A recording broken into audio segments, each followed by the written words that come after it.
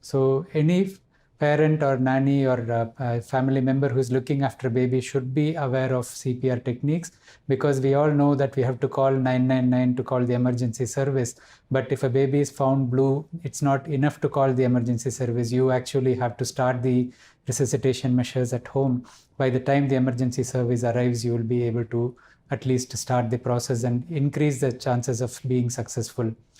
Majority of the time, you don't need to do more than stimulating the baby or turning the baby to the side to remove any secretions that may be blocking the mouth. Or in the case of choking, the baby may respond quickly to your tapping measures and you may not need to do the full cardiopulmonary resuscitation. But we never know, and our baby's life is too precious for us to take any chance. There are a group of babies who are at high risk. So these are the premature babies, the babies who may have a risk of seizures, the babies who are at higher risk of choking, like the ones who have reflux. Any mobile toddler has a risk of falls, and you may have a reason for needing CPR. We have a condition called sudden infant death syndrome. Unfortunately, it still happens, though the frequency has reduced with back to sleep campaign. And this is where in the first 4 months, the baby's breathing maturity is not adequate, and they may need to wake up from their sleep, but they don't do that, and suddenly the baby may be found blue in their sleep.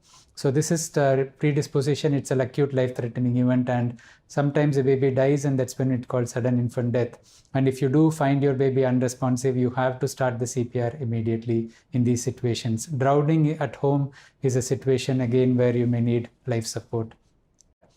Call for help immediately where you are able to shout for help. If you have someone else in the family in a different room, just shout for help. If you have your mobile phone, as you start the CPR process, you can start dialing 999 on the speaker mode.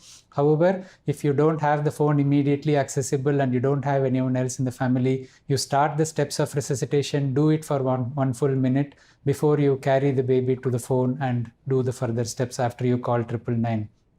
So in infants, we have to start the CPR first if you can't call for help immediately for at least 1 minute of full CPR, and then you see the response and then call for help. So the steps include looking at the baby's responsiveness. So you shake the baby's feet, you shake the baby's chest wall or rub gently and see baby wake up or tell the baby's name and ask the baby to respond. Normally, if a baby is starting to respond to the movement, it's a good sign. You don't need to panic. If there is something blocking, you turn the baby to the neutral or recovery position, keep the head open, and the baby may start breathing again.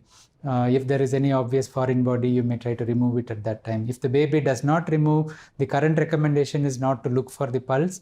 Even a medical personnel find it difficult to feel the pulse in a young infant. So looking for responsiveness like breathing effort, whether the baby is showing any signs of response when you move the baby, this is adequate. So you look at the chest wall, you open the chest and see the chest wall to see any signs of breathing. Approaching the baby quickly and you're assessing the situation, make sure it's safe, as I said earlier, and keep the baby on a firm surface where you can assess and manage the CPR. So the first step is to position the head in a neutral position, which means the forehead is straight facing the roof in a small baby and a sniffing position in an older infant. So you hold the heel of your hand on the forehead and one hand can lift the chin up.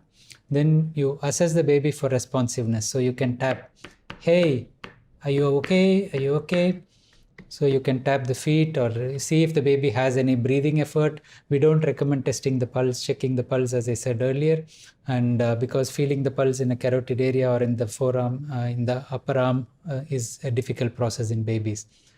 Start with assuming that the baby is not responding. Then we have to start with 30 chest compressions first, followed by 2 mouth-to-mouth breaths. And then the cycle will repeat. After 2 cycles, if you have not called for help, you have to go and call for help. So the chest compression is between the internipple line and this bone, which is jutting out, is called the xiphoid process of the chest bone.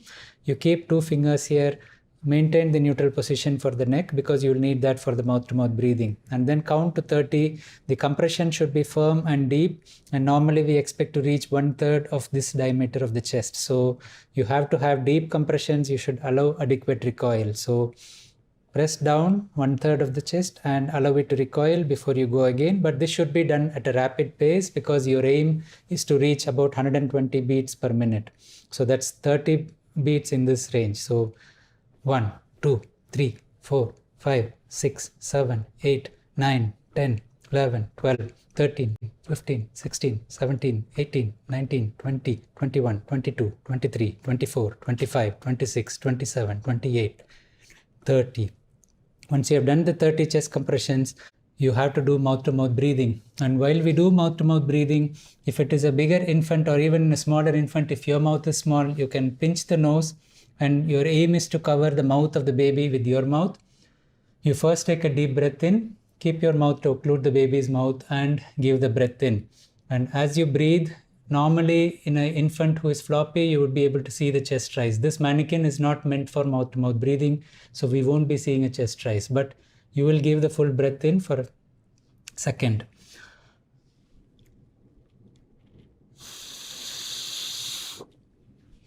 Breathe again. Then resume the CPR again for 30 compressions. 1, 2, 3, 4, and so on. So this process has to continue, and after the first minute, as I said, if you have not called for help earlier, you have to take the baby. You cannot delay the process. You have to carry the baby to the phone. The baby is unresponsive. Your aim is to get oxygen into the baby. And calling for help and continuing this process till the baby is either revived, when the baby starts moving or breathing. If the baby is responsive, that means the heart is pumping, so you don't need to continue the chest compressions.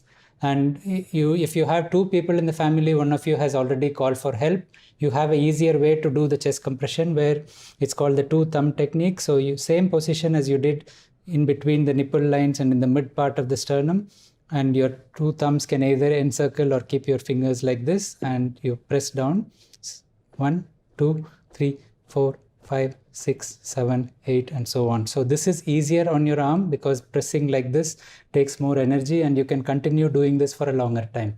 But if you are only a single person doing it, you need to maintain the head position so there is no delay with the mouth-to-mouth breathing. So better to do with the two-finger method till help arrives. Choking is a problem that can happen anywhere from newborn period till older age, and each age group has a slightly different approach. So the older infants and children, you'd be using the abdominal thrust more. And in babies, when you have a risk of choking, most of the time it's witnessed. A child is feeding the younger baby, or the baby happened to take some small object on the floor and puts it in the mouth. You're observing it, or you may have a suspicion that the baby put it in the mouth. So most of the time you notice it soon after it happens. So you have to act immediately before the baby loses consciousness.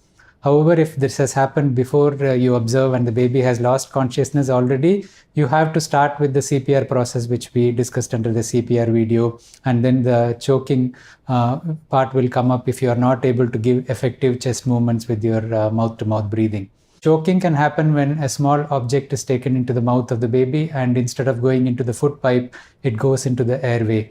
And this can be anything like a piece of nut, it can be a sweet candy or something while the baby is eating, or it can just be chunky food that the baby happens to choke on while eating. And the airway in babies is very narrow, and it can easily block. And once the airway is blocked, you cannot get enough oxygen and you start losing your consciousness immediately. So a mild choking episode may just manifest like start of coughing spurt, and the moment the baby starts turning bluish or appears to be uncomfortable, you have to intervene. So I will follow this up with a demonstration of what to do, but the basic steps are 5 back blows and 5 chest thrusts, followed by looking into the mouth. And so you're approaching the baby, you've possibly seen the baby choking, and you think the baby has something in the mouth, but you can't see it obviously. You try checking the baby for responsiveness. Baby is trying to cough and splutter, so you don't need to start CPR immediately. So the first step is to rotate the baby, hold the head down, and depending on the size of the baby, if it's a small infant like this, you can rest on the forearm, but in a bigger baby, you may have to rest on your thighs. So you hold the baby in a comfortable position and do between the 2 shoulder blades 5 back blows. 1, 2, 3, 4, 5. After you have done the 5 back blows, you rotate the baby again, supporting the head. As you're rotating the baby, you assess the mouth, see if the baby is breathing comfortably, whether any foreign body is displaced. Then you do 5 chest thrusts, again the line between the nipples and the xiphoid process. You press down 1, 2, 3, 4, 5. So 5 chest thrusts and 5 back blows. You keep repeating the process if the baby is responsive. If the baby is not responsive, you have to start CPR. You have to call the emergency services. I'm not covering, the choking episodes in older children because the maneuvers are different. But just for completion, you can do for an infant who is bigger than, say, 5-10 kilos, you can do it between the umbilicus and the xiphoid process, pushing upwards. And in an older infant, you may try to do the Heimlich maneuver by holding back against you and pressing the abdomen forward. So basically, this is just a demonstration, and you have to watch the videos for more clarity.